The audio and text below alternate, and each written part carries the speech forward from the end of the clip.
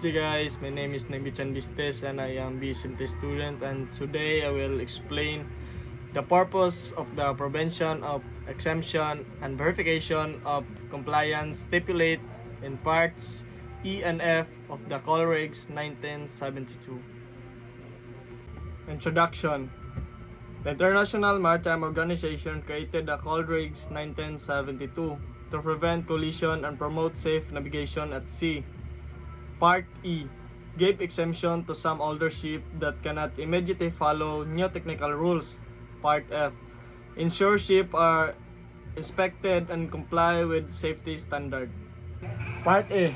Exemption. Meaning of exemption.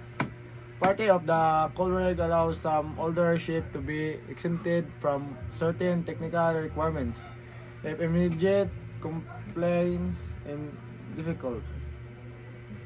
This exemption may include first, navigation lights, sound signal, position of lights, signal ships, other technical equipments.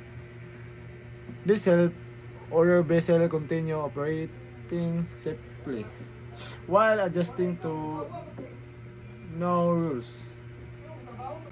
Purpose of Part E exemption. So first is flexibility for older ship, allows all vessel time to adjust new COLREG rules. So second is avoid high cost, prevent expensive immediately equipment change. Third is continuous operation, help ships continue operating with interruption. Fourth is smooth transition, give the shipping industry time to adapt to new regulation. And last is maintain safety. Exemption are allowed only if safety is not affected. Example of exemption. So, a cargo vessel constructed before the implementation of updated navigation.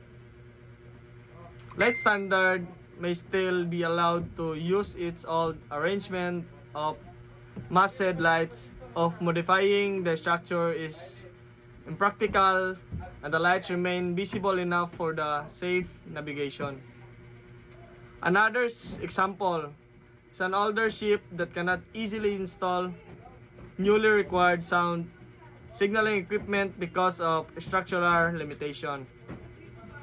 Authorizes may temporarily exempt the vessel while alternative safe measures are maintained. Importance of Part A. Part A is important because it recognizes the realities of the maritime industry. Ships are expensive and designed for long service life. Immediate from compliance with every movement may not always be practical.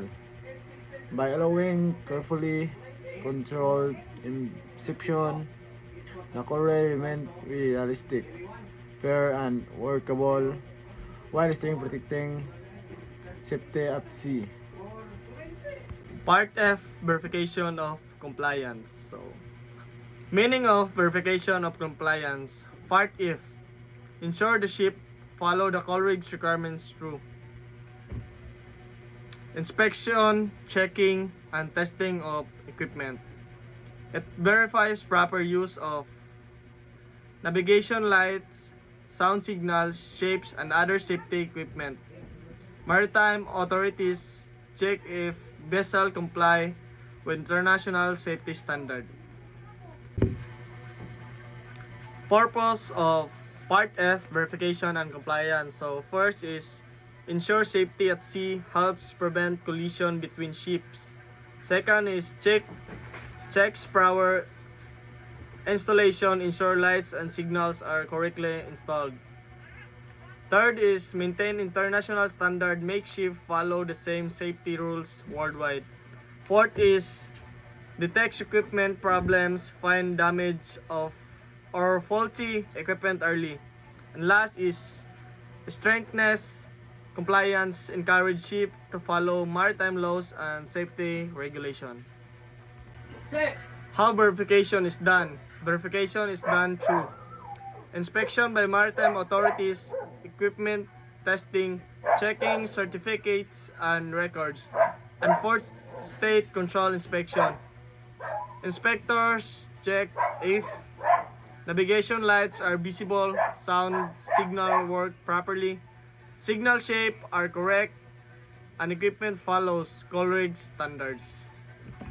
Importance of verification of compliance. Prevent accident, reduce the risk of collision at sea. Second is improves navigation safety, ensure lights and signal are reliable. Third is promotes responsibility, encourage proper maintenance and rule compliance. Fourth is protect lives in environment, help prevent injuries, cargo damage and marine pollution.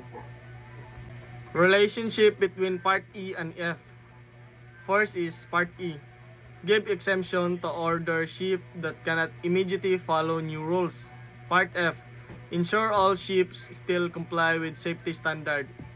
Together, they balance practicality, fairness, and maritime safety. Both parts are important for effective implementation of the COLREGS. And last is conclusion. Parts E and F of the COLREGS 1972 help promote safe navigation at sea. First is Part E gives reasonable exemption to older ships that cannot immediately follow new technical rules. Second is Part F ensures ships comply with safety standards through inspection and verification. Together, this prevention helps prevent collision, protect lives and property, and maintain maritime safety worldwide. And that's all. Thank you.